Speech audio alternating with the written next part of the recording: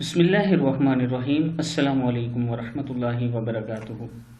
عابد راجہ channel کی طرف سے آج میں رزق کے حصول کے لیے تسبیح بتاؤں گا جو رسول اللہ صلی اللہ علیہ وسلم نے بتائی۔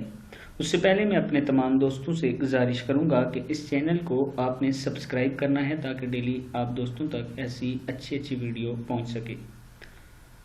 تو سٹارٹ کرتے ہیں۔ بسم اللہ الرحمن الرحیم۔